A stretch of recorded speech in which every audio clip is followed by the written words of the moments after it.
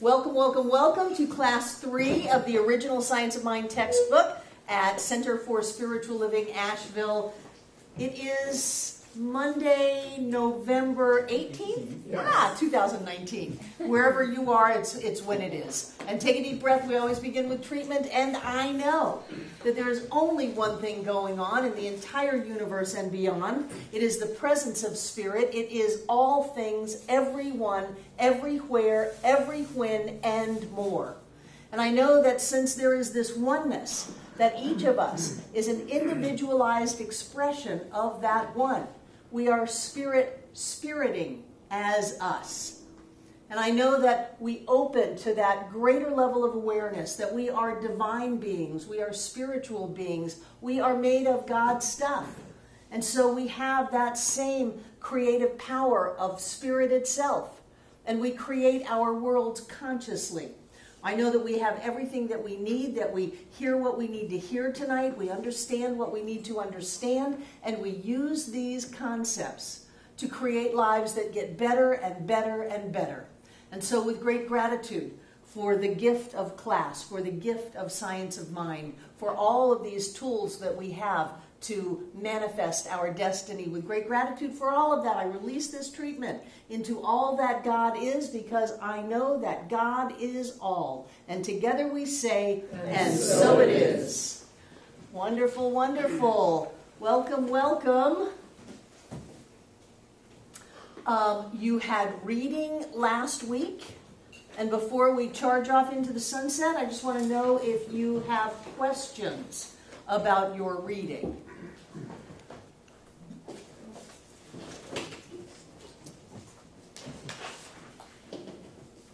I already got a heads up that there's a question in the class, so I thought I would just bring it out in the open. Elizabeth, or Gwen. Fine.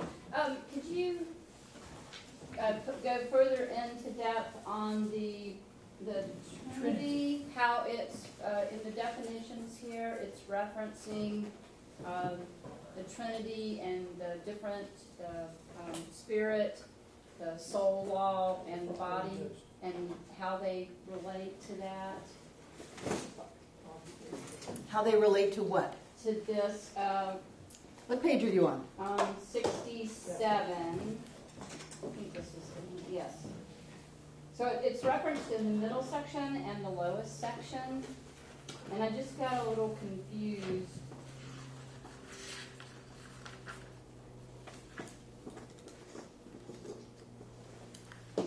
'67. The first, and the body, where it's talking about the second person of the Trinity, and then above that, it also is talking about the servant. It's the servant of the Spirit throughout the ages. The Father, the Spirit, and the Holy Ghost. Yeah, I wish you wouldn't use words like the Trinity. But it confused me. He put so much, Bible in all of this. So if the Trinity would be the Father, the Son, and the Holy Spirit, right? Right. Someone's been cleaning my drawer, and I don't like it.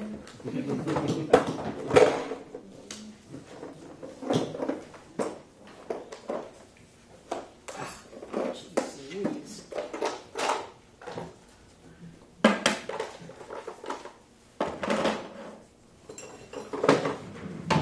Barbara, I think where Gwen got mixed up was, or where we both got mixed up, was in, they called it the third person or the second person, and I couldn't figure out in what order they were doing.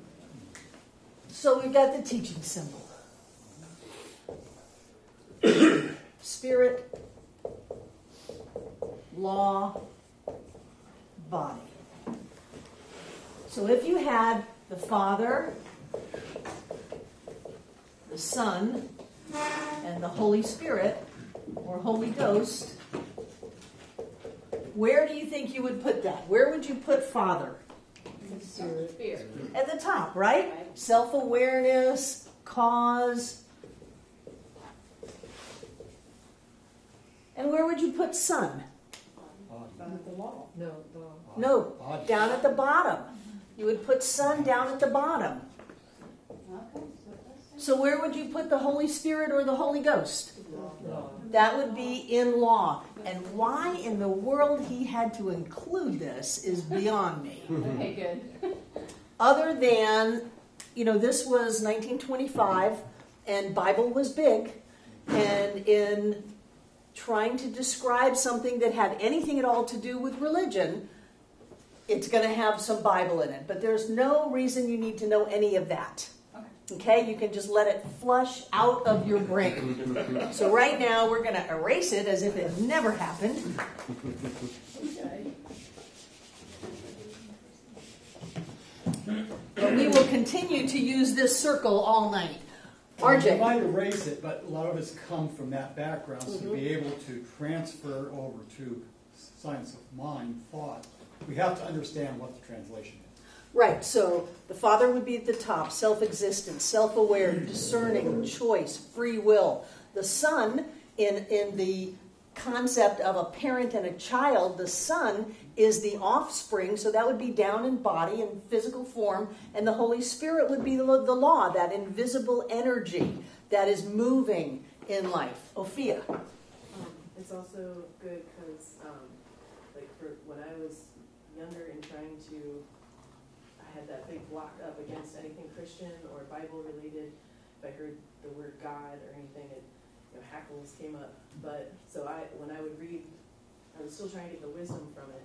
And so instead of hearing God, I would replace it with universe or something when I was reading some sort of wisdom from it. And so for me, it's good to hear that it's Father, Son, Holy Ghost, so that when I hear more traditional type Christian sayings or something in the everyday life, I can translate it into something like that makes more sense to me metaphysically. So it's good to hear where other people are coming from, so then it's like, well, actually, in my brain. Good, thank you. Any other questions? Are you good? I'm good on that one. There's a lot of words in this book, especially in the glossary. There are a lot of words. You don't have to understand everything. What we want to get are concepts. And the concepts that we're moving into in the reading now is this idea that there is a spiritual law going on that is available to everyone. That we have this amazing force and this power here that is always directed by Spirit. Law always answers to Spirit. And it is directed with our thoughts, with our words, with our intentions. And as we direct that, amazing stuff happens. And as with any law, it doesn't care whether we are, turning the lights on or electrocuting ourselves. The law of electricity is going to work no matter what we do with it. We are the ones that determine how we're going to use those laws, and those laws have always been here. I love the idea that if Moses had known about electricity, then they wouldn't have wandered so long in the desert, and they wouldn't have wandered without any lights on. They could have created some kind of different experience for them, but they didn't know that. And that's the same with us as we're going through our lives and we don't realize we're the ones creating our experience. It looks like things coming into our life from the outside are happening to us instead of we are focusing and directing our thought in certain ways that then manifest in our lives. We don't know that, and I would be willing to bet you know a lot of people who don't know that. There are a lot of people who don't get, thank you. There's a lot of people who don't get that we are the point of manifestation in our life, that we are the ones that are setting law in motion. And so because we look at things as if they are real, we give a lot of power to circumstances in our lives, to other people in our lives, not realizing that the power came from us to begin with.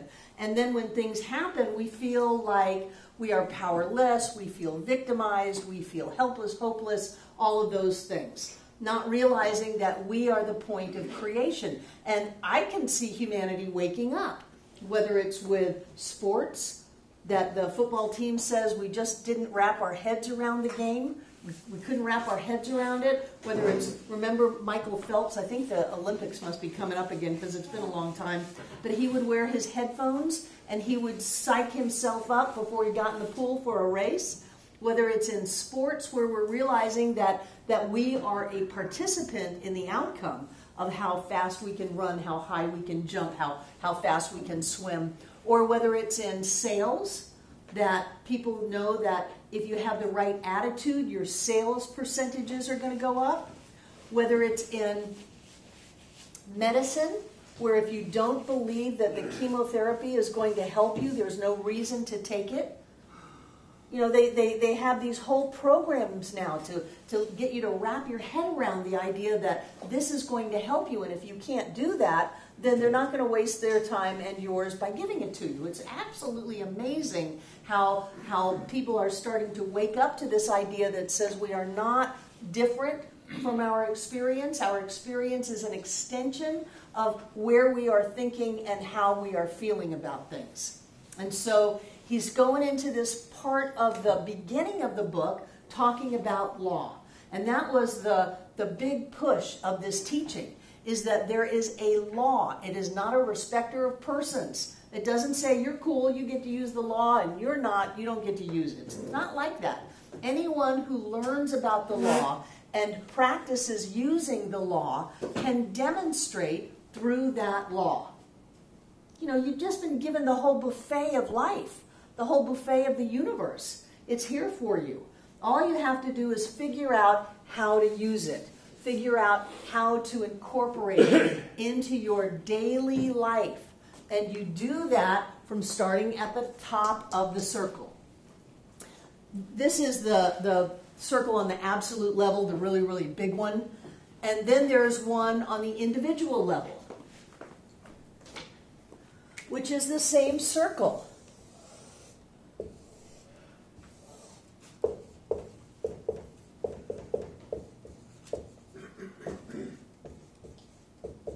It works exactly the same. It is exactly the same, but from our point of view, we see it filtered through time and space. So we see it at the level of the relative. Whereas spirit, the circle that has no edges and the circle whose circumference is nowhere and whose center is everywhere, creates time and space, universes, life, you know, the physical formation of life, really, really big things. We, on the other hand, are using the same law, and we're creating a good day, that our cars run, that the deal goes through, that it's just a happy day and life is good and we're healthy and everything's going great. It's the same law, the exact same law. And when we get that, whatever it is you want to call it, this invisible plastic substance, this unformed substance on the invisible plane, whatever it is, that it's the same thing that has the earth spin and the sun come up in the morning, when we get that kind of power is at our disposal, then we can start using it for bigger and bigger ideas. And that's what I like. I think that for someone to come into this teaching and just use it to pay their rent is such a waste. I mean, pay your rent, but don't stop there. Don't stop with just, okay, I came in sick and now the diagnosis is gone and I've got a clean bill of health, so I'm done. No, you're not. You're just starting. The same power that brings the sun up, the same power that has universes spinning around is our power now. It's us. And we are it. And so the very first thing that Ernest starts talking about is that there is this law. There is this law that you can use. And he used to say it in very dualistic languaging. There is a power for good in the universe, and you can use it. Now, I don't believe there's a power for good. There is just power. And I don't believe that we can use it. I think we use it all the time. We always have. We always will. We can use it consciously. We can use it better, and that would be good, but there is great power at our disposal. And the way that we use it whether it's spirit creating, God knows what, or us, it's through our thought and through our word. And then we get into these levels of thought. I got an email from someone who's watching online, Karen, the woman who was here last week who took a cab in from Tennessee to come to class. Don't tell me you live too far away. And she said she was talking to a friend and explaining all this stuff about science of mind, and they said, wait a minute. And this is the classic question. What about babies that are born with some kind of problem? You mean to tell me that that newborn infant thought a thought, they're not even verbal yet, and created that in their life? And then she said about herself that she was born legally blind. And how does that work with her? Did she think something that caused that physical problem? So I wanted to throw that out to you for discussion about what levels of thought are there, what level of cause do we have in creating our life, and how you think that might work for babies, since I didn't get past class 3 without addressing it. What do you think? Stephen? I think that, I believe in, we experience ourselves all through all different kinds of, we experience life and death, and sometimes, and I feel like we choose to come into this world, our family, our parents, and everything. We choose the experiences we want to have, and sometimes we are wanting to have this experience of being, when I was a child, I wore braces on my legs for many, many years, and so I feel like I came to this world wanting to have that experience so I could learn something about myself and how to relate to other people. So I feel like even when I was an infant, not as necessarily as an infant, but when I chose to come into this world on this plane at this time, I chose that experience. So you're saying that there might be something good in that experience? Yeah, the outcome of it was so that I could grow so my person or my spirit or I could grow from that experience and become a different person. That there's value in an experience. Yeah. It's not a bad experience. It's not even a good experience. It's just something that we are experiencing. Right. So that brings up our tendency to fall into judgment very quickly about things that we are not comfortable with. Things that we would look at and say, oh, this is not a good experience. Eckhart Tolle wrote, what was the name of his book? What? A New Earth or The Power of Now? The Power of Now. Eckhart Tolle wrote The Power of Now when he was homeless, living in England. On a bench. And some people would look at that and go, oh, that's terrible that this person is homeless on a bench. And yet he was percolating. He was quickening. He was growing. And out came The Power of Now that has sold probably millions of copies. I don't know, it's my favorite word now, millions.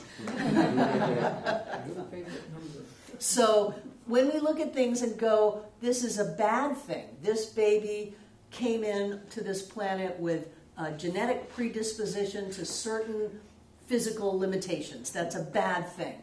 And because it's a bad thing, now we have to have blame come in it. Who's to blame for this problem?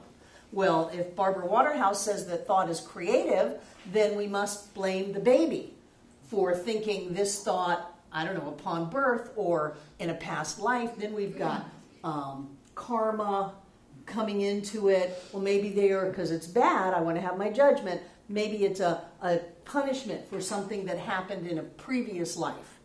And we start looking at our desire to put things in tight little boxes for other people's lives that have nothing to do with us. We are not minding our own business at all and putting them into little boxes that says, this is a good thing, this is a bad thing. And so that's one thing that we can look at. What else do you think is at play with people who have experiences? Kate. Well, based on an experience that I had, I feel that it doesn't work like I'm thinking a certain thought and this is what shows up in my life, the exact thing that I thought. But the sort of the whole thing of my subconscious as well as my conscious mind is always thinking, is always moving towards manifestation. And it may show up not as in the way that I consciously thought, but in the production of what my combined thinking resulted in. And that result is good or bad by how I interpret it. Yeah. Not like having a stroke could be thought of as something horrendous, but it changed my life for the better. After I got over being pissed about having it happen in the first place. But what I'm saying is my whole combination of conscious and unconscious thought created the situation that showed up as a stroke. Right. As well as your desire to stop working. That was part of my Yeah, that conscious was and part of all of unconscious that. thought. Right, right. And it all combined, and then all of a sudden, that's how it showed up. So let's set the baby thing aside and move into older life experiences. If we are thinking a thought over and over and over and over and over again, it's going somewhere. Because you can remember it. You can go get it. Wait a minute, what was that? Well, where was that you just went to get it? You put that thought somewhere. And for this discussion, you put your thought in your unconscious, your subconscious, or your subjective mind. You just packed it in there. Also, all of the things that were going on around you. Let's say the consciousness of your parents. How many of you grew up where your parents were worried about money? And how many years of therapy did you have to go through to let that one go? Or any kind of fear that was put into the child. So you've got the consciousness of the people around you. You've got the consciousness of the society in which you live.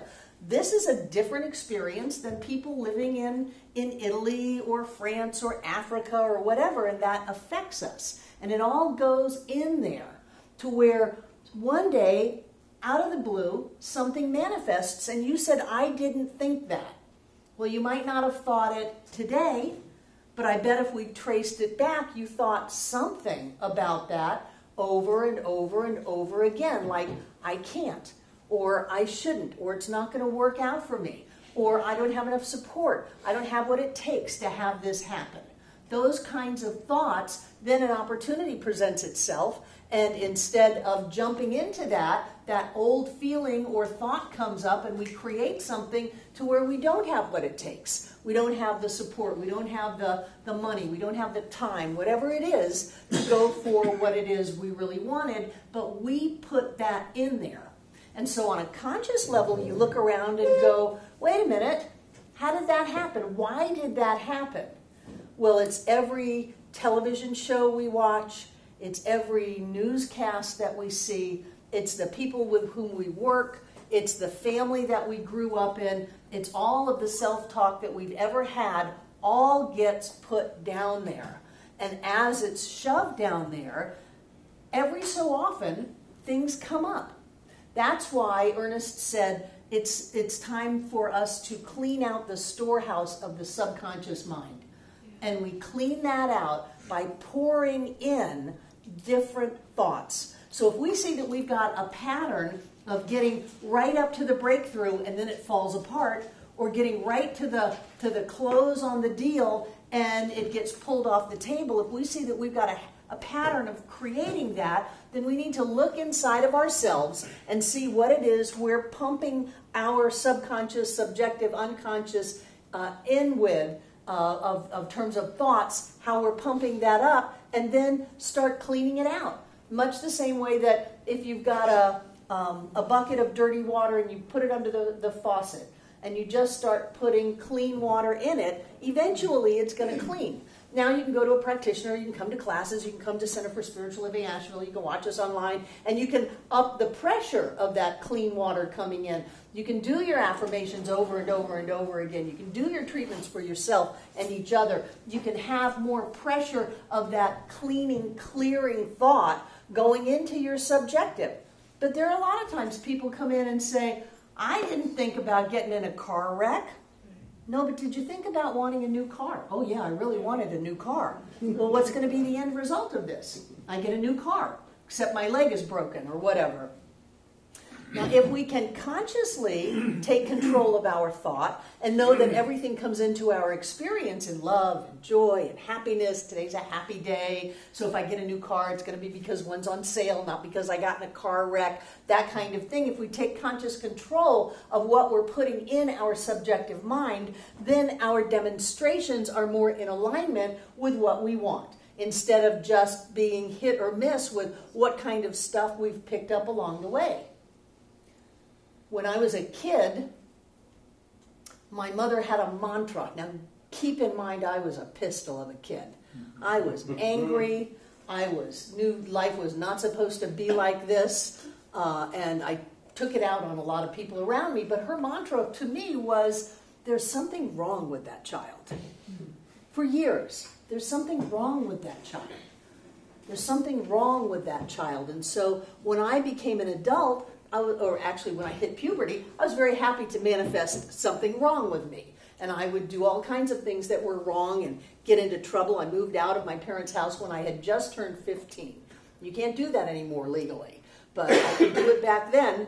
And I demonstrated that if anybody got close to me, they would see that there was something wrong with me, because there's something wrong with that child.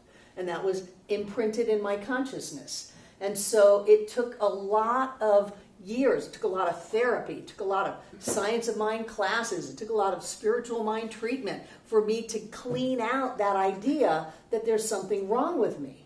There's nothing wrong with me because I'm not like everybody else. I like not being like everybody else. I like being different. I don't want to be just one of the many. And so I learned how to embrace that instead of feel like it was wrong. So there's all of this idea that you go from your conscious thoughts into your subconscious. It's almost like a bank account. And you're making deposits and making deposits and making deposits. And what is it that you're depositing? Infinite potential, total support, unlimited energy and enthusiasm. What are you depositing in your own subconscious by what you're telling yourself? Because when you put it in there, sooner or later you're going to be able to take it out.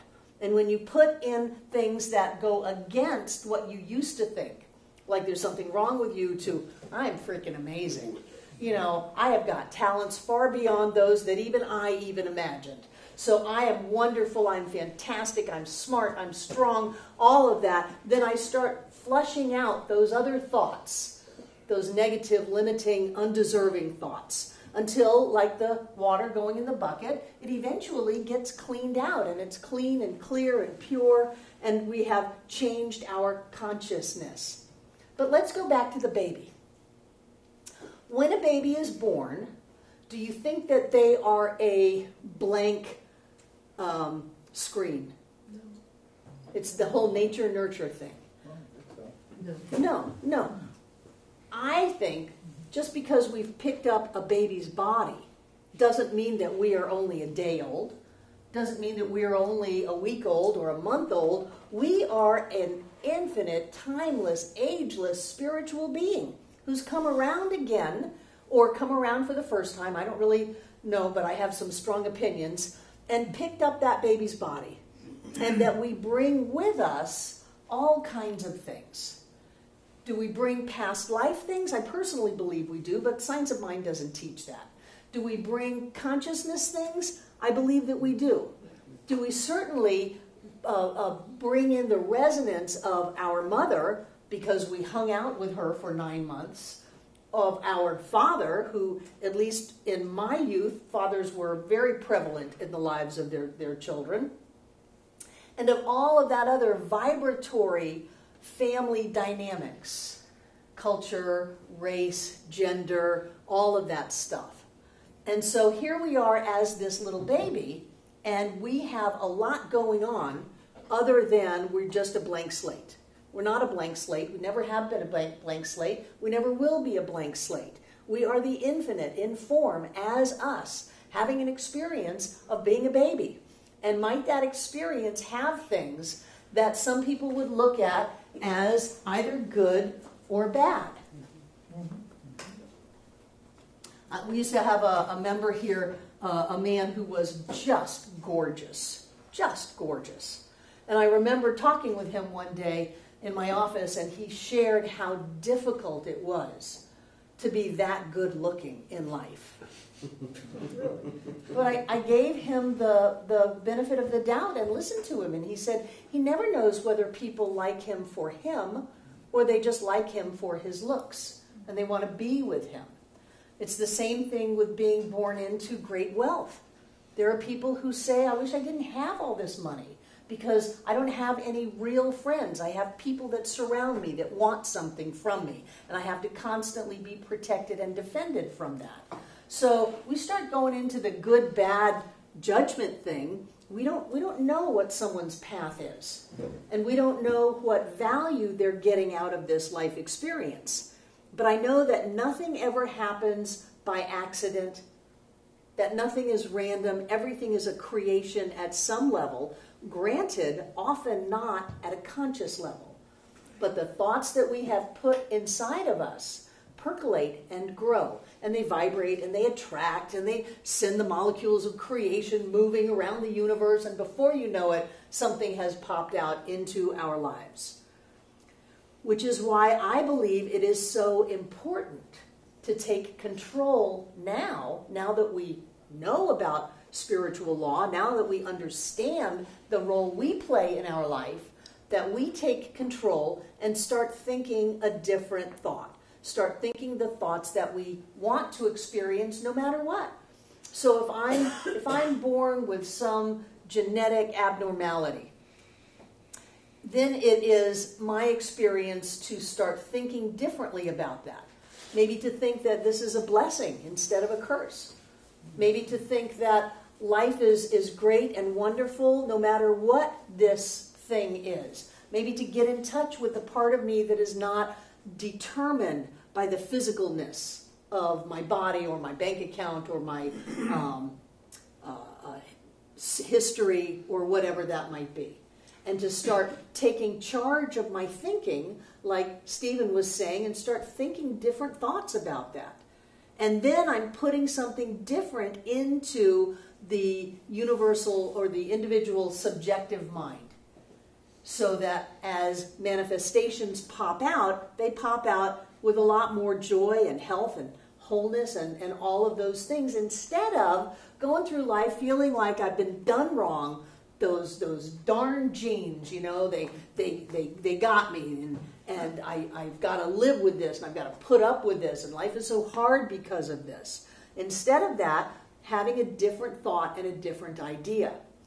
I loved seeing that little testimonial of Jen Oman on the movie that we saw at the dinner. She said she came into this center in a wheelchair. Yeah. And now she's walking up on stage, leading sing-alongs. She's walking across the Welcome Center because she changed the way she thought about having MS. When she came here, they told her she would never walk again. Yeah. They told her that she would die. And she said, I'm going to think a different thought about that. And I'm going to look at this as a blessing instead of a curse. And she feels that it's her life purpose now to share this with other people that have MS. She is the spokesperson for the National Multiple Sclerosis Organization. She is it. She is the picture kid of what can happen. They've made movies about her. So was that a bad thing that happened to her? Was that a choice at a soul level? Did she think a wrong thought and needed to be punished? No. This is her path. It's neither good nor bad, it just is. And when we take whatever is going on and we start thinking about it differently, we will change the experience. And I think that is the most powerful thing that we can do. As soon as we look at why is there hunger in the world, why are there wars, why are babies born like that? As soon as we look at that, then we've totally lost the whole flavor of the teaching. The whole flavor of the teaching being that God is all that there is, Spirit is all that there is, and each person on the planet, every tree, every dog, every cat, every rock is an individualized expression of Spirit, complete and perfect, right here and right now. And when we get caught up in the world of effects or form, we're lost, because this is always changing. This is cause, and this is effect. This never changes.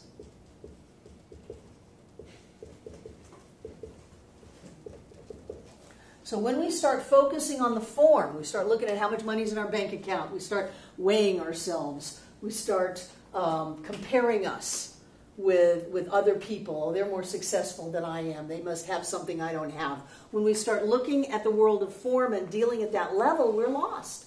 We've got to go back up to the top, to our conscious thoughts, our cause that never changes, that spirit that we are, that is connected with all that there is. And when we start setting the law in motion from that point of view, then everything changes, because change is happening literally at the level of the nanosecond. Right here and right now, this physical experience has blinked in and out of form like trillions and gazillion times just in the last second. Somebody wrote a nanosecond up there once, and it took the whole board to write what a nanosecond is. So form is twinkling in and out. It's a particle, it's a wave, it's a particle, it's a wave. And we need to be creating, not at the level of the blink of the particle, but at the level of what causes that to blink in and out of form. Does that make sense? Be careful of how your thought gets hooked. Think about what you're thinking about. Don't go into this is good, this is bad, this is right, this is wrong, because then you're at the bottom of the circle. Jane. By conscious, do you mean something that you're aware of? Yes. I see. And something that you can do on purpose. Yes. In other words, you look at your life and there's something you don't like and you think, I can change that, and so you set out to change it. And that all is in your conscious. Yes, that's one way to do it, yes. Yeah. If you feel powerless, you start telling yourself how powerful you are. And you're making those deposits in your subconscious mind. It's not really subconscious, it's not unconscious. Mm-hmm. It's the sub-level of consciousness. You know, there's so many levels of consciousness. Mm-hmm. There's so many levels of consciousness. I think maybe death is just a lower level of consciousness. And we come back into this life and we kind of wake up again. But I don't know that we ever go unconscious, even when we set the body down. It's fascinating to me. Oh, maybe more conscious. Maybe death is the super conscious. Woo-hoo. So, we're talking about this idea of perfect man, this perfect spiritual reality of us. And Ernest uses the word man. It's a gender-neutral word of his age. It could be perfect woman, perfect person. So if we are made perfect, if we are created out of, in dualistic terms, it would be in the image and likeness of God. If we are created as the movement of spirit in form as us, and we are one and the same, then the same perfection of the divine must be our perfection. How do we get it so screwed up? And people say, well, why couldn't we have been created just to experience all of the love and the joy, and that's it? We didn't have to deal with all of the yin and the yang and the dark side. Why couldn't we have been forced to be happy? Because we wouldn't have any choice. Do you think that whatever God is choiceless? No, because there has to be choice up here in order for there to be form. So whatever God is, whatever this energy of creation is, it has to have freedom. And we can't have freedom if we are forced into anything. Even if it's forced to be happy, forced to be joyous. We cannot have freedom if we have that. So in this journey of exploring who we are, we have to be able to take many different roads. And I think one of the breakthroughs I had in maturing was when I was able to really appreciate all of the choices I had made in my life, because they got me to where I was today. Whereas at the time, it looked like I was just doing some of the dumbest stuff in the world. And then I finally got to where I could say, no, I've created assets within myself that I can rely on. I've got a lot of moxie. I've got a lot of courage. I've got a lot of inner strength. I've created all of those. I know I can get out of any jam. I've created those from the choices that I made. But now that I understand, I don't have to keep making those choices. I don't have to keep going down the road. You know, the man went down a road, there was a hole, he fell in it, and finally takes a different road. You know, stop marrying the same person. Stop getting the same job. Stop doing the dumb stuff that ends up with us in pain, and start doing something that's going to lift us up. That's a general maturing idea. When we stop sabotaging ourselves and we start making smart choices that lift us up. But the whole idea of free will is integral to this idea of freedom, period. If we are created out of freedom, a consciousness of freedom, then we have to have the freedom to do whatever it is we want. When we stop blaming other people for the choices that we've made, then we get a lot more control over our lives and have the ability to make better choices. I mean, didn't you find that as a turning point in your life? That when you could stop hurting yourself and start helping yourself, things just got infinitely better? It's like, wow, I didn't know that that was an option until I realized I was the one doing it. I just thought that I was getting beaten up. You know, I've actually had people in my office who've said, I wake up in the morning with a target on my forehead. Like, don't think that. Don't do that. Don't put that out in the world. Then you wonder why you're being shot at. I wake up in the morning surrounded by love. I wake up in the morning filled with joy. I wake up in the morning and all the doors are open. The red carpet is rolled out. The angels are trumpeting as I walk by into my great reality. That's how I wake up. That's true. But we have to tell ourselves that. And as we tell ourselves that, it goes into our subjective mind, sets spiritual law in motion, and we get to have those experiences. I was talking to one of the people upstairs who was walking by my office, stopped to chat.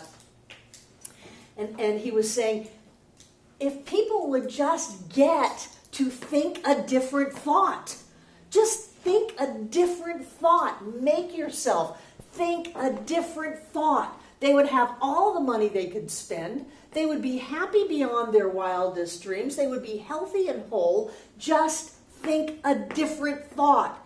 And I thought, now there's a minister in the making. Just think a different thought. The party line, the motto of Science of Mind is change your thinking, change your life. Change your thinking, change your life. It's really that simple. And whether the outside changes or the inside changes, it doesn't really matter, because once you are in joy and love and happiness, then you're not triggered by politics or your neighbor's dog or whatever else is going on. That you've got that inside of you. And as you go through your life in love and joy and happiness, the outside is going to change. It's going to change. If you change your thinking, and I've added an addendum to that, change your thinking, change your life, change the world. Change your life, change the world. Yeah, because you can't help but ignite other people. You know, when you go through life and you're smiling at people, how many times do people smile back? All the time. If you go through life and you're scowling, how often do you get scowled at? All the time. So we say, let there be peace on earth. Change your thinking. Stop going to war. I think I've lost people here over this political thing. Stop going to war. Well, you don't understand. This is important. I completely understand, and it is important. Stop going to war inside of you. You can do whatever you want on the outside. If you do it clearly with your heart open, go for it. But if you're going to go through life hating and being filled with anger, it's going to create wars in our lives. And we're socking that away in our subconscious mind, making those deposits. And then all of a sudden, we don't know why this thing came out of the blue. Because we put it in there. There is no blue. If God is all that there is, and everything is truly perfect, whole, and complete right here and right now, then that is our job to see it. He writes something in the next chapter, the next reading, that says, what would happen if you just pretended to believe this stuff? Just pretend. For a week. Just give it a go. Act as if there is an incredible power that supports you and brings into your life everything that you desire. Act as if every thought that goes forth from you is filled with love and joy and happiness. Those are the thoughts that you think, and that is what's coming back into your life. Just pretend for a little while that this stuff really is real, and watch how different your life looks. Watch how different you feel about who you are. Just pretend for a little while and see what happens. Bill. Would you speak to us about original sin? There is no original sin. You're perfect. How in the world could there be a black mark against you? And really, weren't you in my Bible class? Original sin, the apple from Adam and Eve? Forget it. Well, I'm just He's playing pretty with good it. at playing with you. Yeah, there is no sin. You know what sin? Okay, let me take this one out. Do you know where the word sin came from? An archer's word. It's an archer's word. Sin.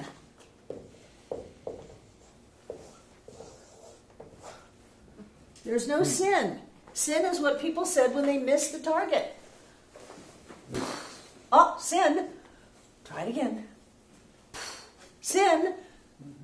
Just try it again. That's all that the word means. And people have picked it up and beaten people over the head with it. They've got people marching through the streets in Mexico until their knees bleed on Good Friday, trying to get rid of this sin. Where is it? Where is it inside of me? There is no sin. There's only a mistake. And you get a second chance. Yes, and you get a second chance. You are not punished. People are not punished for their sins. They're punished by them because they made a mistake. They set spiritual law in motion, and they got the effect of their cause. That's all. If you don't want to have that demonstration, what we call punishment, well, everybody's mad at me. I keep going bankrupt. I keep getting divorced. I'm getting diagnoses. That's all the effect of our thinking. We're doing that. So the only mistake is in making the mistake. That's all. That's why we get a second chance. We get to have a second thought. Don't worry if you screwed up your first thought. Well, did you see that? Take a breath, chill, have a second thought. Okay, everything's okay. Everything's okay. That's a second thought. So which one do you want to have the creation from? The first one or the second one? Time is infinite. You get as many chances as you want. Just keep taking them until you get it right. Sin and punishment. Control the masses, frighten little children. Hi, RJ. About this, that we are saying we are at choice. We have total freedom. It is all of life at choice. There are other forms of intelligence out there, dolphins, whales. Are they at choice? Are they making decisions? Cats and dogs and all the other. I believe they are. I believe rocks are making choices. Right. Trees are making choices. Yeah, I believe that the whole, not only the earth is alive and everything on it alive, but I believe everything in this time-space continuum is alive. I believe the table is alive. Living plastic. But if spirit is everything, then how could spirit not be alive? How could spirit not be intelligent? I think that when people come in and there's such good vibes in here, they feel so good, it's because we've brought everything up to a higher level, including the plastic. Does that make sense? Yes, it does. Because we look at, nature and everything works perfectly, and, there's death taking place, but it's part of animals, the whole cycle of eating and this and that. And there's a perfection there, and trees communicating with each other. Trees talk to each other. So they're making Yes. a choice, whether or not to communicate with the fungi or with the other trees or the grasses. I think it was Seth. Remember Seth? I'm really dating myself. Somebody said, well, what about a rabbit when it's being eaten? And Seth said, oh, that being left that rabbit's body long before the animal ever caught it. They just flew off to another experience. And when I raised chickens, I saw that with the chickens. They would leave their body before their heads got cut out. Do you have that experience with your rabbit farm? The rabbits leave. They know. Yeah. You're very calm. Yeah, they're very calm. Everything is in harmony with everything else because everything is a point of the divine. And it's our job, I believe, to see that and to live looking at the world that way. What is your name again? Christy Joy. Christy Joy. Hi. I had a question about like voodoo and magic and stuff like that. About like how much people. I mean, I understand like if you let them, like if someone says, I'm casting a hex on you, I get scared. Then I can manifest that. But I've heard and seen like these crazy situations or just heard stories of like where voodoo and magic works in like these crazy ways, but the person has no idea like this was being casted on them. So. But they may not have had a conscious idea, but we all know everything. Okay. Because on the subjective side of life, we are one with everything. So on a physical brain neurotransmitter thinking level, we may not have known. But there's a part of us that knows everything. That's why the mother can wake up at 3 o'clock in the morning when the child has had a car accident halfway across the world. They know that. There's a part of us that knows everything. And if you are afraid, then people can affect you. I have felt attacks on this center. I know that we have been talked about at Trinity Baptist Church in their Sunday service. How we are the devil. When we moved into this neighborhood, there were plenty of Baptists that didn't like it. And I can feel when things are attacking us. I have felt when people left this center and were out there bad-mouthing us. And they didn't have to be Baptists to do that. They were Signs of Mind people. But you can feel that. And that's when I get really clear. I make sure I'm clear. I have a ceremony of smudging that I do every Sunday morning at 7 o'clock. The entire place gets smudged. We have taken it so far as to go outside and put cornmeal around us and just bless the land and know that we are safe here. Everyone who comes here is safe. So I take action on our behalf. And that may just be something I'm playing with in my mind, but I feel better. And I think that energetically it cleans up the energy. If anyone has been throwing psychic barbs at us, I don't fight it, I just clean it up. Let it go. Bring in the light. Christmas is coming up. Walk through the mall and see if you leave with someone else's energy. Yeah. Walk through your neighborhood. Walk through your neighborhood. See if you leave with someone else's energy. That's why I think it's important to meditate. It's important to do spiritual mind treatment. It's important to clean yourself up. In working with people, if I'm seeing someone during the day, I'll always go afterwards and wash my hands. And that's my way of letting their energy go so that I'm not carrying that around with me. So voodoo, hexes, all that stuff it's an energy. The thing that I am more concerned with is the person who is doing that, because they are creating a really toxic environment for themselves to live in. Oh, that's what they mean by like the laws of karma and 3 times 3, like whatever you create, because you're focusing that hate out on them, it will mirror back Yes. with you as well. Yes, So yes. You can manifest realities in other people's lives too, like we're that powerful, I guess. We do that with healing here all the time. Someone comes to a practitioner or a classmate and says, know with me that this thing works out. Know with me that I'm healthy. Know with me that I'm safe. Know with me that I've got everything that I need to do whatever it is I want to do. Know with me. And we know that with somebody else, and it because it's all energy and we're all connected, it transfers from one person to another. And you can do that with negativity too. So you want to be really careful how you see people, and it's going to all come back. Sophia. For me, a lot the delineation and the duality of like good and evil, and also kind of tying into like the nature idea. For me, it was kind of an awakening coming to Asheville because I thought I was a hippie, and then I showed up here and was like, oh, okay. And but it really helped me. It was kind of like a shock. Like it helped me kind of examine some of the things I was thinking, and I think it's not a popular thing necessarily for me to say to my Asheville friends, but a friend of mine posted a status a couple years ago, and it was so short, and it just said, a skyscraper is just as natural as a beehive.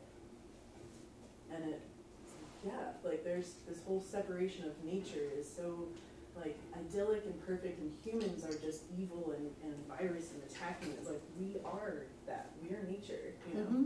We're part of it too. Like it's all, there is no bad. Like it's all us. It's all us as a dreamer dreaming a dream.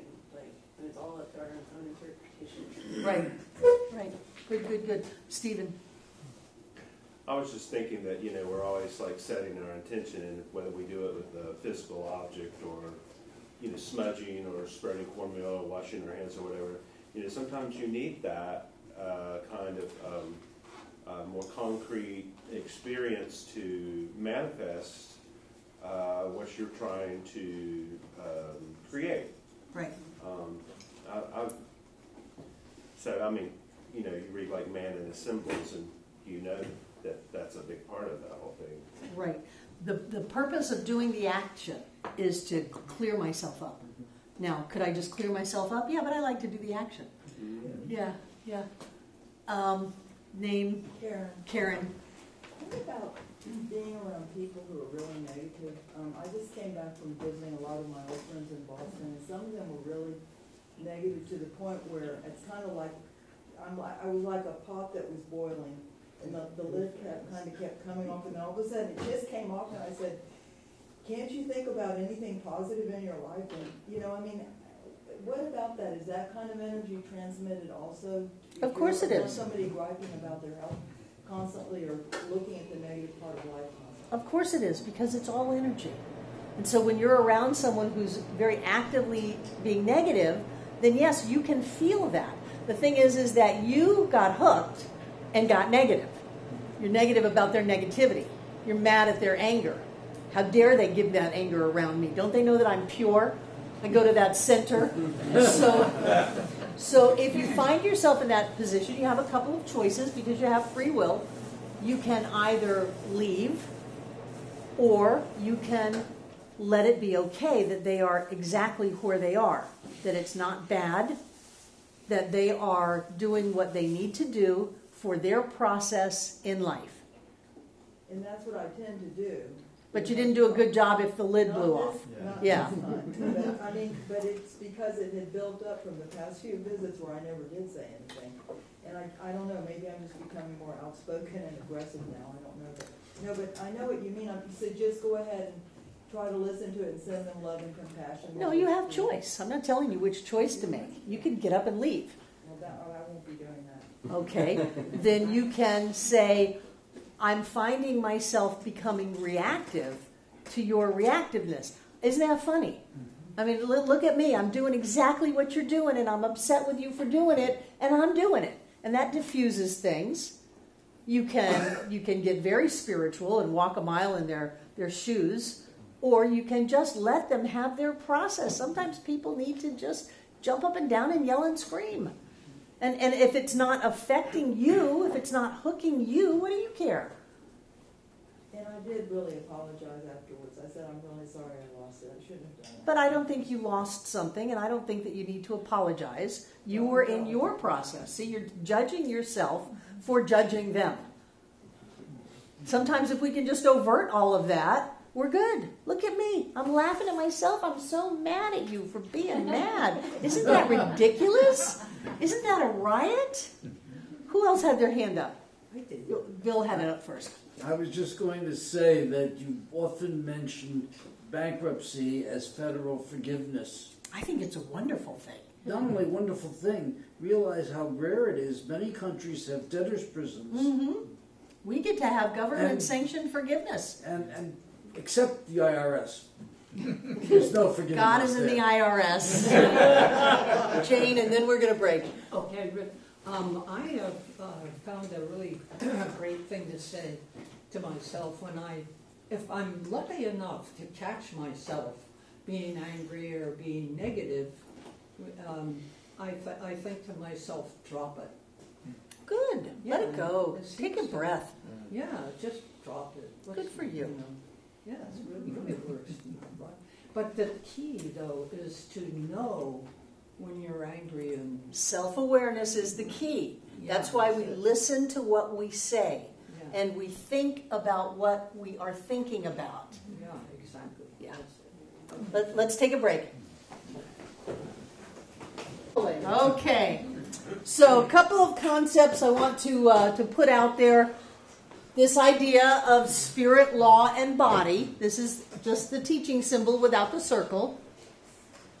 The idea of spirit and law is that they exist as aspects of something. There's not spirit that is separated from law that is separated from body.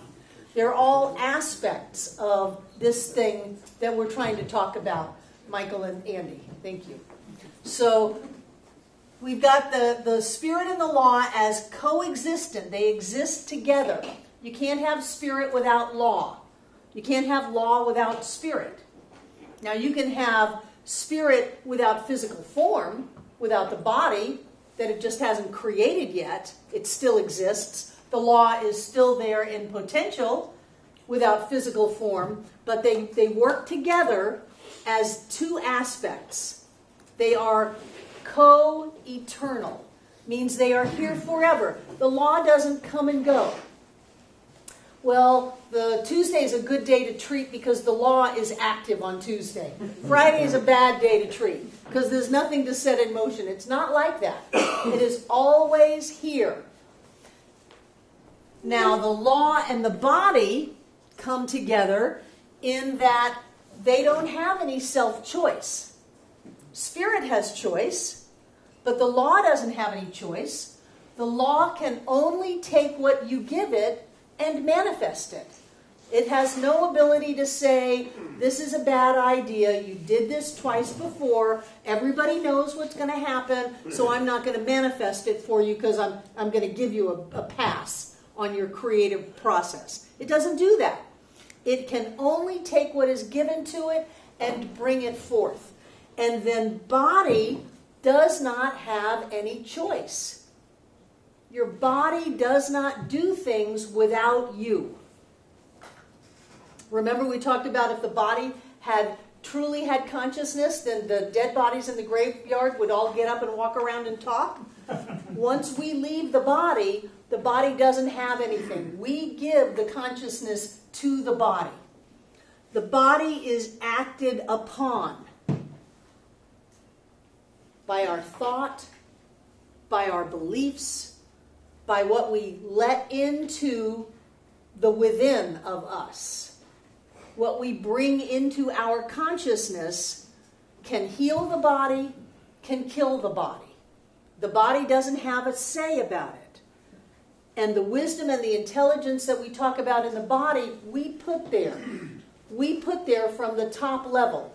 So we can tell our bodies that it's healthy. We can tell our body that it's sick.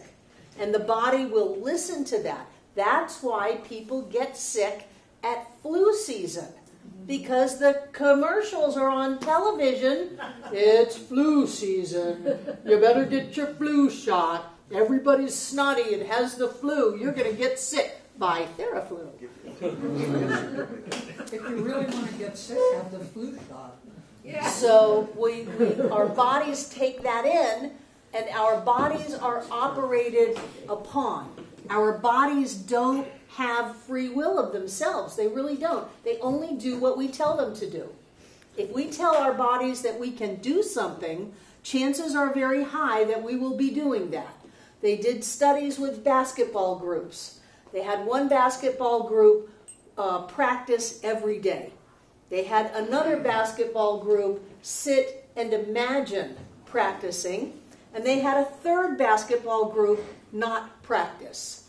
After they did this for a certain amount of time, obviously the group that did not practice was the worst. But interestingly, the group that thought about practicing was the best. The group that sat there and imagined all of the balls going into the hoop, imagined them catching that ball and running and dribbling and doing all the things that basketball players do, they were the best when they actually went out on the court, even though they hadn't been out on the court. So you would think that, well, you haven't been practicing, you're not in shape, you're not ready. No, they're in shape in their heads. And so that tells their body to shoot and hit the ball, a whoosh thing, I think they call it. And the ones that are out there just working, they came in the middle. So doing more doesn't necessarily get you more. If you want to do more and combine it with thinking more, I think you're going to be on top of the game for all of those. So you've got to think about your day going well. If you're going to an interview with someone, if you're showing a house or doing whatever it is you do, think it through first. Take it all the way to the end. Again, Michael Phelps, he's such a great example of this. He would visualize the race over and over and over again with him winning. One time in the middle of the Olympics, his goggles leaked, and his goggles filled up with water, and he could not see. He won the race. They said, "How did you win the race?" He said, "I practiced that in my mind, that my goggles leaked, and how many strokes it took to get to the edge of the pool, and how to spin it when I can't see. I practiced that over and over again so that when my goggles leaked," because you can't stop in the middle of a race and dump out your goggles, that when that happened, I had it. I owned it. And he won the race. So what we want to do is understand that all of this must do what we tell it to. Our cars must start. Our bank accounts must grow. Our bodies must work as we tell it to. Now, if we go around and go, "Oh my gosh, the economy's falling apart. The stock market's going down. I'm going to lose my money." Well, you're making that happen. "Well, I can't make the stock market go down." Of course you can. The person right next to you may have a stock market that's going up. You picked the wrong universe to live in. And you picked it with your thoughts. So as you tell yourself how you want your day to be, how you want your life to be, how you want your body to be, then your day, your life, and your body will be that. Michael, you're a dancer. Do you tell yourself that you can do this? I have seen you flying. This man is incredible. He lives in Chicago. He is a dancer. There's pictures on Facebook of him in midair, flying with your dance troupe. You're amazing. How much of your head is involved in that? I was going to say, it's the same thing as your athletes. I mean, I go through my rehearsals in my head all the time. That's how I prepare for it. And did you learn any of that during your years here? Yeah.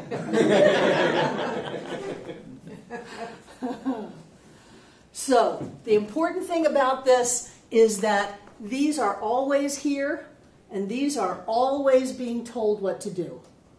It's not hit or miss. It is always, everything in your life is a demonstration of what you are setting in motion, either consciously or subconsciously. But if you're not sure about your subconscious, I recommend you work on your conscious. Fill it up. Be clear. Constantly go through things that you want to work out. Constantly talk to yourself. Be your own best cheerleader. Anything is possible. There is nothing that's impossible.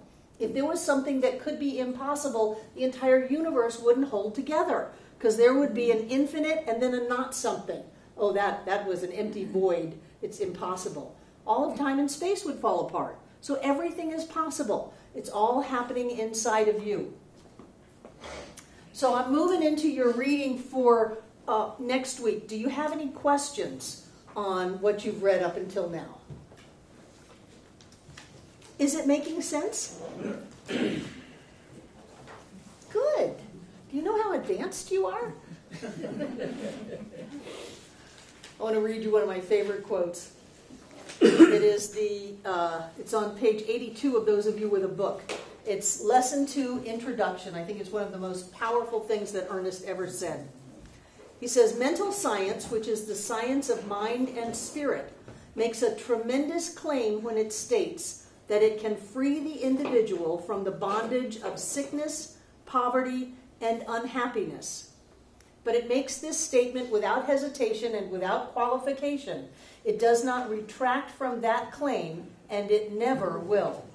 It does, however, carefully set forth the conditions under which it operates and the laws governing life, warning man that unless he understands these conditions and obeys these laws, he will not receive full benefit from the science of mind.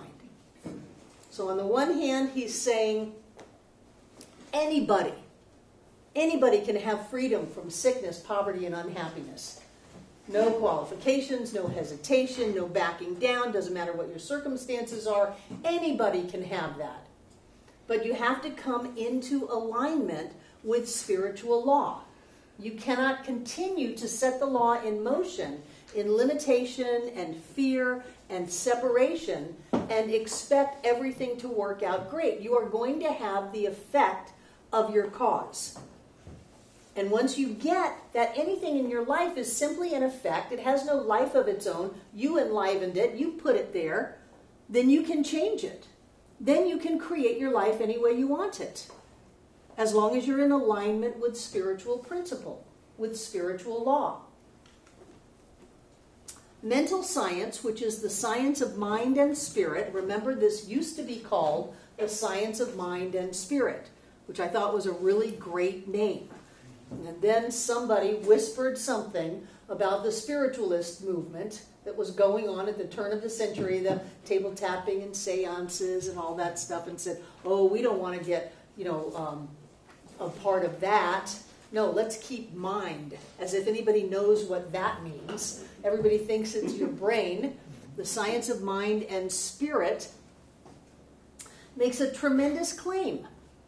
It's not a little claim, it's a big claim. It says anybody on this planet, no matter what the circumstances, can have this. It's kind of like saying the law is available to everyone.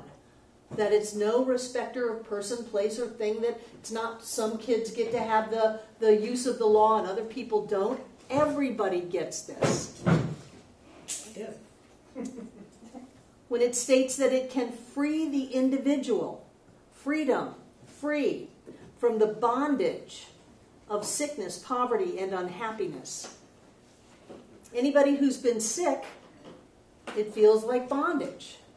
Anyone who's been poor, it feels like jail. Anyone who has been unhappy has felt that restriction of those experiences. And he's saying in black and white that nobody has to be sick. Nobody has to be poor. And nobody has to be unhappy. That no matter what the circumstances, no matter what is going on, you can be free. You can demonstrate that freedom that you are if you come into alignment with spiritual principle. Conditions under which it operates, laws governing life. What are the laws governing life and the conditions under which life operates? What is it? What is spiritual law? What we direct. So it's got something to do with directing it with your thoughts. What are the conditions under which we operate? What are the laws governing life? Law of attraction. Law of attraction would be what? Attracting what you're thinking. that we are bringing things into our life, Yes. or opening up and letting them come through, however you want to look at it. What else? What are the laws governing life? Yes? Your feelings about it, think about it, because you can be thinking about something, and I struggle, this is a challenge for me, thinking about what you want to manifest, but you're feeling scared inside, like it's not going to happen, or whatever, feeling a certain way, and then it creates like a conflict, so like the feeling in line with the thoughts. Feelings are involved with that too, yes? Yes? RJ? I was just thinking more universal law like cause and effect. That cause and effect, and where is cause in that? Laws governing life. Spirit at the top. Spirit at the top, what we think. The laws governing life are that we are doing life. Life is not happening to us. We are happening to life. So that if we want our life to be a certain way, whether it's the law of attraction, whether it's our thoughts, whether it's our feelings, whatever it is, we are the point of choice in our experience. And if we come into alignment in our thought and our feelings and our actions and words, if we come into alignment with that which we want to have, nothing can keep it from us. Because everything is being operated on by our thought. You are the king and queen of the universe. It's you. Everything in your life is there because you put it there. You either put it there consciously or you put it there subconsciously. Or you picked it up along the way because you weren't paying attention. But everything in your life is happening because of you. Nothing is happening to you. The laws governing life are that as we think, we experience. That life goes from inside of us to outside of us. It never goes from the outside to the inside unless we go around and pick it up and say, now I believe you. I believe you. It's only there because we just put it there. Yes? So where does the idea of we come in sometimes with a contract with ourselves, or we have a karmic situation, how does that play into what you're saying right now? My belief is that karma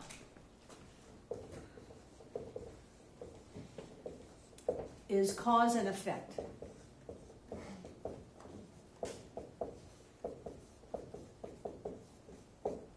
And that we can change the experience of karma in our life by changing what? Our thoughts.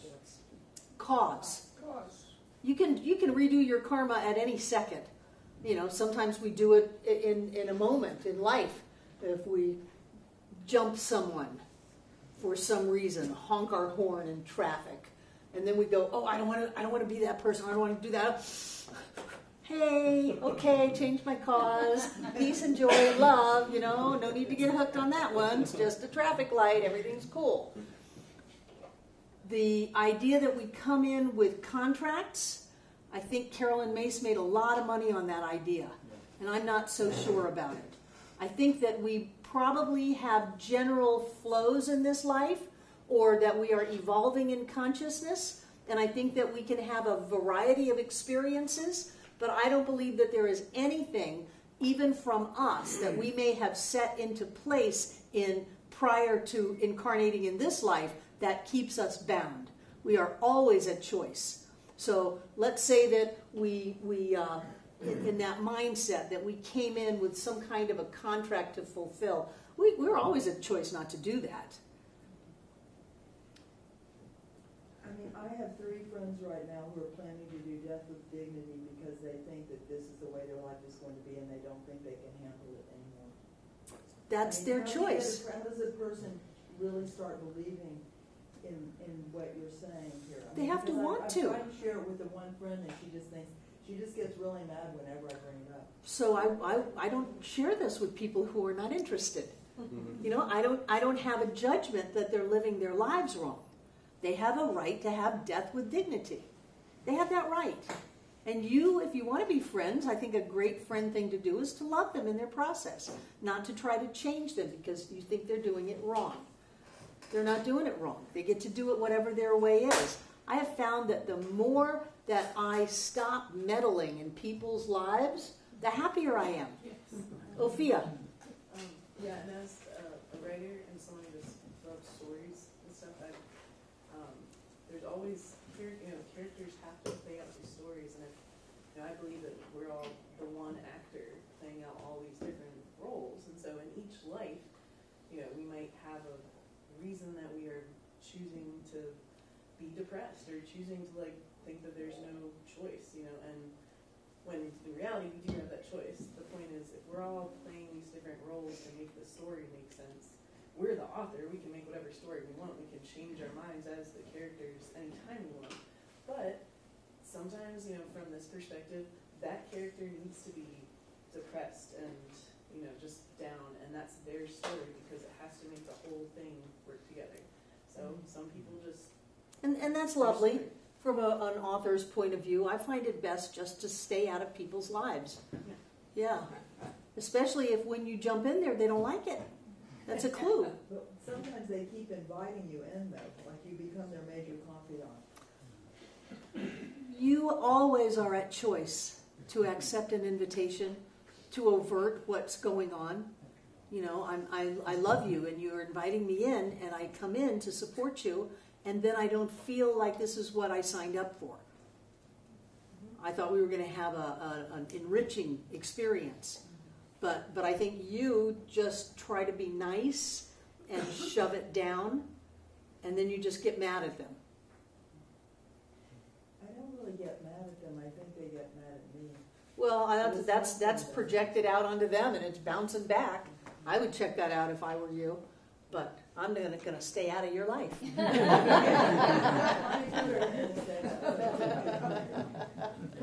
Oh, the subtleties of this all. So, the idea of suffering. Ernest starts this lesson off by saying that we make a tremendous claim when we state that we can free the individual from the bondage of illness, poverty, and unhappiness. And that, to me, is the opposite of suffering. And yet there is a big consciousness in life that even wasn't it the Buddha that said, oh, pain is a given, suffering is optional. Yeah. No, I don't think that was the Buddha, but so even that person said suffering is optional. There's a big belief, though, in people that no pain, no gain, that life is going to have ups and downs, and the downs you just have to put up with it, that sometimes things go your way and sometimes they don't, that there's a general acceptance that life is not joy-filled and happy and prosperous and healthy and whole all the time. So what do you think about that? Breezy. I think when you're having the down times, it reveals what choices you have to bring yourself up. Okay, so you can use that downtime to choose differently, to have something different. What else? Do you think suffering is real? Tiana. I mean, I could say that, with suffering, I would say that some things have happened to me where I have suffered, and it wasn't necessarily a choice at the time, but I have been able to grow through that and choose to really make something transformational from that. So you weren't aware that you had a choice at the time? Well, I think that, sure, I probably did, but, in my mind at that time, it was I needed to mourn through that. It was it would have in that moment been bizarre to be joy-filled. So I had to work through to find out how it is that I can still be whole and perfect and complete within myself in the absence of, what I was holding on to in the suffering. And therefore, as a result of suffering, it's been so transformational into Was it suffering or was it grief? Well, it was grief, but I've suffered. I would say that the grief was, it just felt like suffering. I don't. Yeah. Okay. So you're saying that there are times when you choose to suffer because it feels appropriate. Bill died. You had a giant hole in you. And what we do with grief is we put that sadness and try to fill the hole up and patch it up. We fill ourselves up with grief and sadness and suffering and struggling so that we can show the world how much we loved him and we lost. So how can I go on? How can I put my life back together again when he just died, just up and died? And if I were to do that, there would be betrayal, and he really wasn't that important to me, that kind of thinking. Right, those thoughts did, they did transpire. But just looking at it now, like, I've grown so much in the shortest amount of time that I have in my entire life, you know, just from choosing. You had to. Yeah, well, I had to choose, like, you know, I have kids, I get to choose to be happy. You know, I always believed it was a choice. This happened, and I was like, well, is it? You know? And then it was like, you know, I at some point, like, I got to choose to go back to, like, my foundation, that it really is a choice.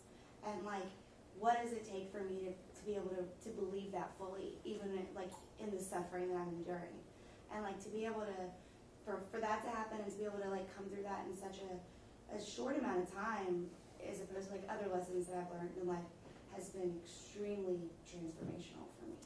So you're saying that there are times when we choose to suffer because we feel like it's appropriate, like it's the right thing to do, and then we are in a position where we can start to come out of it. And that's where you exercise your choice to set the suffering down and pick your life up, because you've got kids to take care of, you've got things you've got to do, that kind of thing. But even through it all, the choice was yours. Yes. Yes. Yes. So there are times when we feel it's appropriate to suffer. Okay, good to know. Good to know. Ophia and then Stephen. There's a documentary miniseries on Netflix called The Mind Explained, and it's 5 total, and they're like 20 minutes each, and it's really great. And one of them, I think it's like the second to last one, they're talking about mindfulness meditation, or maybe it's the anxiety one. And they have a Buddhist monk who's trained for decades on compassion, and they hooked him and some other people up to nodule. They scanned. They were monitoring their brain waves and stuff, and told them that they were about to get burned or pain. Some sort of pain was about to happen, and with everyone else, it started rising. The anxiety and the meter started going up with even before it came. Like the pain was happening already before the actual stimulus was applied. And then it only kind of went a little bit higher and then came back down afterwards. Same as a placebo. He didn't feel it until he really felt it. Like his neurons really felt it when it happened, but it immediately went back away, and he didn't have the buildup to it. And he was there in the moment, experienced it, and then let it go. Right. There in the moment, No experience it, suffering, and let pain, it no go. suffering. Right. Stephen. I forgot.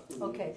So if you find yourself suffering in life, whether it's they're out of your favorite bread at the grocery store, or your football team is losing miserably, whatever it is, go back to the idea that you are always at choice. And maybe you're choosing to suffer. And I'm not going to stand in judgment of you, because I'm not going to go into there's a right way and a wrong way and a good and a bad to live life. This is your process. But in the end, you are always at choice to make a new choice and to shift your experience. And sometimes we have, social mores that are someone that we love dies, then we need to feel a certain way. Someone is dying.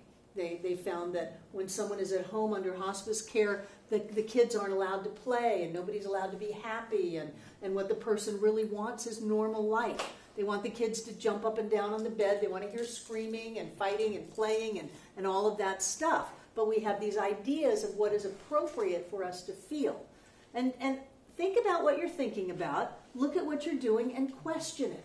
Question whether or not this is your thought, whether it's something you think other people are expecting of you, or whether it's what you really want.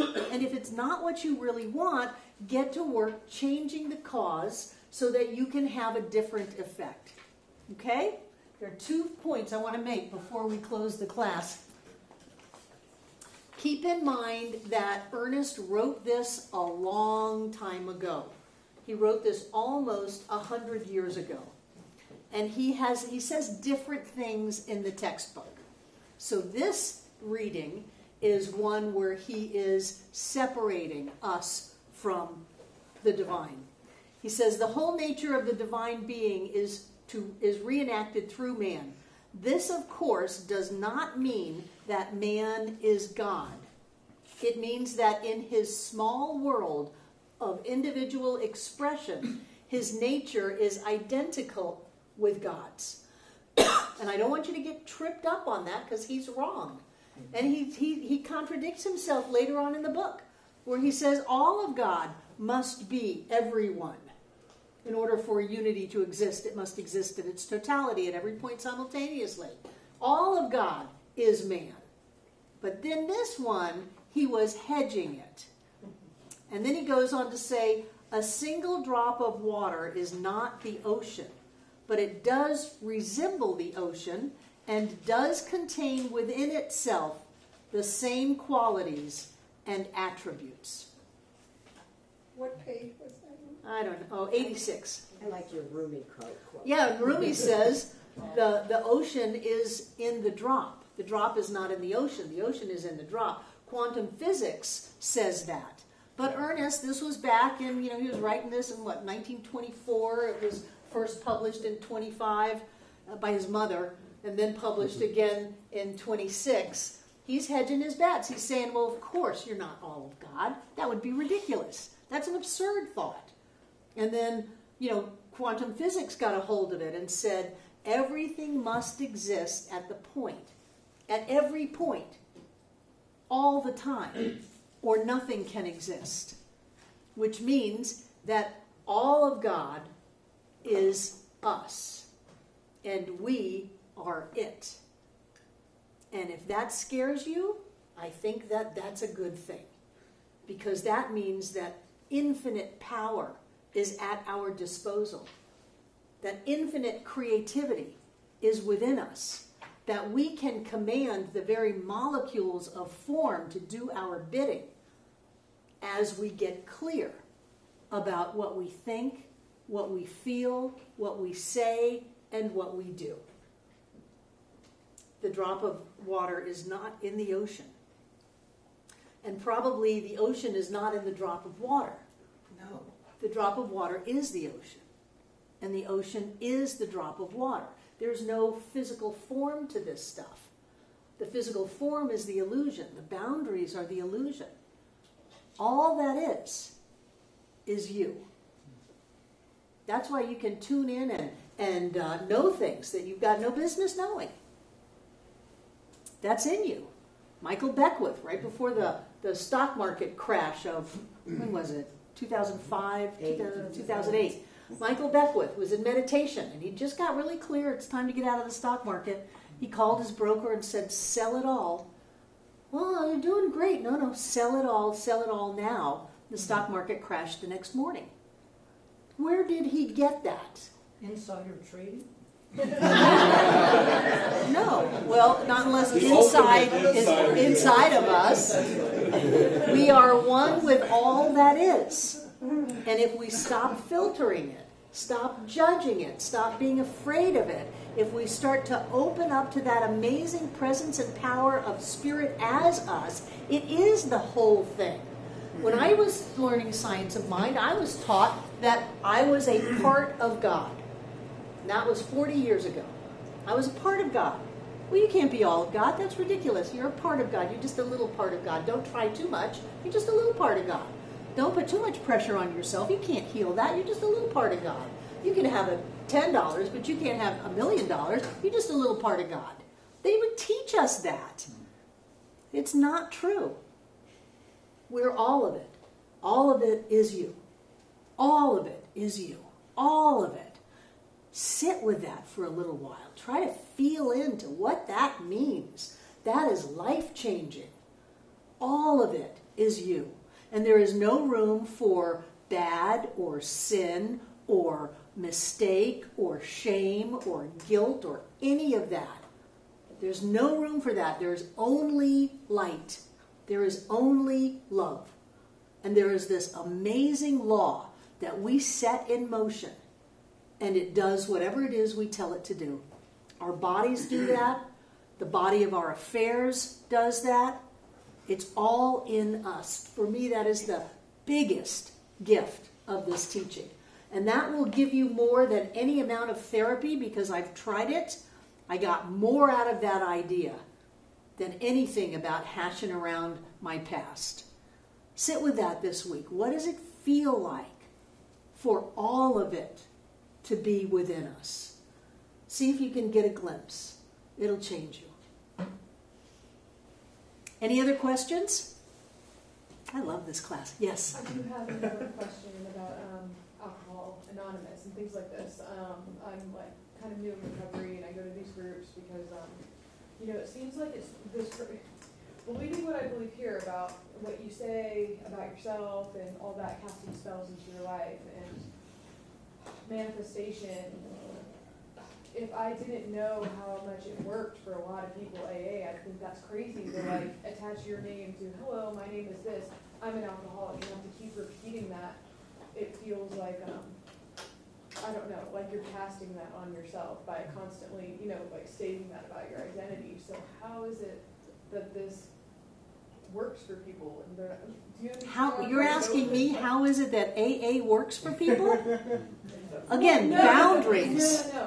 No, because I'm going to AA and I don't want to, by me saying my name is this, I'm an alcoholic, and hearing the words of I'm an alcoholic, hearing those words, I'm wondering if that is not good, like, programming. What do you think? You're talking about you. Well, what do you think? You think this is good for you? I don't know. I'm new in the program, so it's like I don't know. And just like I'm new learning about all of this stuff, I'm very mindful about what I say. I hold sacred what comes after I am. Yeah. Okay. And I know that AA has helped a lot of people. Come to realize I was powerless. I don't like that word, powerless. I'm quite powerful, thank you. Yeah. And there's no sin. There's only mistakes. Certainly a lot of us have made some mistakes in life. I was the queen of drugs and alcohol when I was a teenager. I always knew if I lived to be 40, I'd be okay.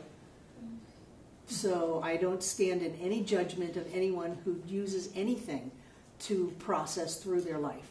But I think we get smarter as we get more evolved. I won't say older because that's not true. But as we grow, then we get smarter and we stop hurting ourselves and we do things that help us. So if this helps you, then translate it. Nobody's holding a gun to your head to sit there and say, I'm so-and-so and I'm an alcoholic. No, I just worded the question wrong. It's as I'm learning about both, I'm starting to realize where there's like a conflict of, you know what I mean? A conflict, it's a contradiction almost. Like, what is that word? Cognitive dissonance in your mind? Right, but you can say, I'm so-and-so and I'm here to grow. Yeah. You don't have to say that word. Okay. And if they don't like it, that's their business. Curtis and then Elizabeth. Well, I've known a fair number of alcoholics and drug addicts, and the one thing that always comes to mind, this might just help you a little bit, is that most of them don't believe they're an alcoholic, and they don't get help, and they talk themselves out of how they've got any problem at all. So it could be, perhaps, that AA works for people because it takes them out of where they are, being deniers, and forces them to say what they are and to realize that. Don't forget it, because you always got to say that, So, but, you grow. There's different things that happen as you go along. And in the long run, if you're at least at the point where you're getting help and you're able to move out of being a denier, then that's a positive thing. Ernest said, all addiction is a desire to express greater life. It takes it out of the bad aspect. Elizabeth, and then Carter, and then we're going to close. I know about the 12-step program, and it is really a support group. And there are times when you need support of other people to help you get over the rough spots when you can't do it yourself. So, and I know it works, and I've seen it work, and it's a great program. So stick with it. And you I'm say, coming back. go until you want to go. Just keep going until you want to go. Thank you. Carter.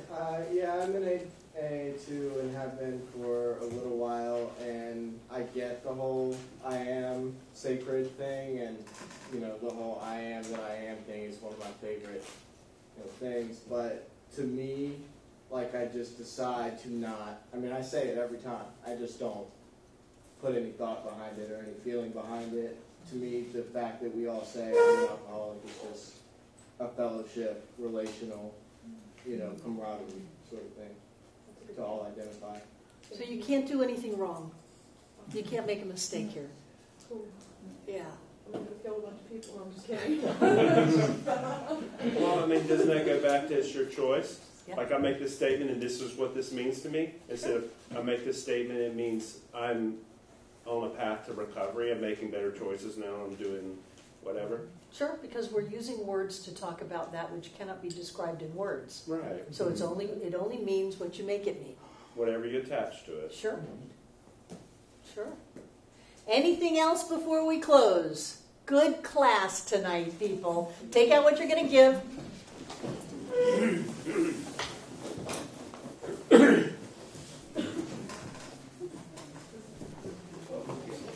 Hold it in your hand. And what I know is that there is a presence and a power of infinite abundance, of expanding energy and creation. I know that each one of us is a point of that.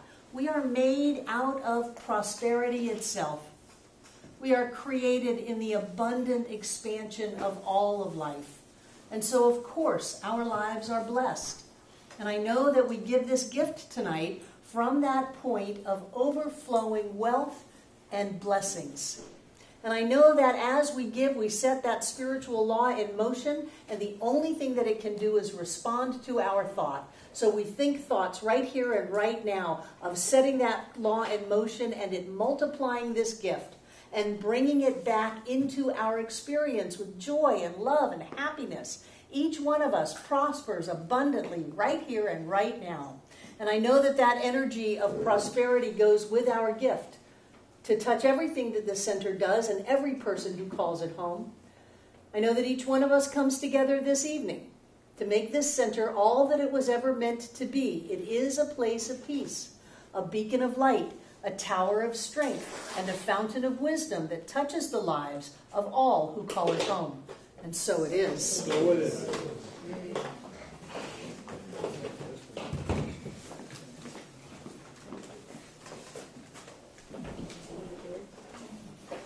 Just feel that expansion lifting you. Feel all of those blessings of life. We really have a good life. We are blessed. We have electricity. We have food. We have shelter. We have phones. Phones with cameras. We are living better than kings gone by, not that long ago. We have a better life, better quality of life, better experiences. And so I know that everything in these baskets is blessed because it comes from us, spirit in form as us, the abundant overflow of joy and health and wholeness and blessing after blessing after blessing as us. And I know that as we give, we go with our gift. I see it as golden light pouring forth from each of us, filling up this room from the floor to the ceiling and all between the walls. This air is rich and blessed with God as us. And as Spirit moves in our lives, things happen. And so right here and right now, each one of us is touched. We are blessed and we are healed. And I know that you can't keep that energy locked up, so it goes on out around this world to touch, to bless, and to heal every being on this planet. Always here and always now, touching every one of us here tonight, everyone who has ever been here, and everyone yet to come. And so it is. I love you guys. Have a wonderful week. Hi, I'm Barbara Waterhouse. And I'm John Waterhouse. Thank you for watching this message today. Through our website, cslasheville.org, We have over 1,000 messages, classes, and New Thought books, all to download at no charge to anyone. Producing this incredibly valuable collection of ideas is really making a difference in the world. It's changing lives everywhere. Please go to our website, cslasheville.org, and click the Donate button. You can support this life-changing ministry, and when you do, we'll send you a note of thanks and also put you on our daily prayers. By doing this, you're helping to raise the consciousness of people across the entire globe. We're changing lives together, those lives that are being more prosperous, more healthy, and more joyous. Thank you for being a part of this important work and supporting what we do here at CSL Asheville. Thank you.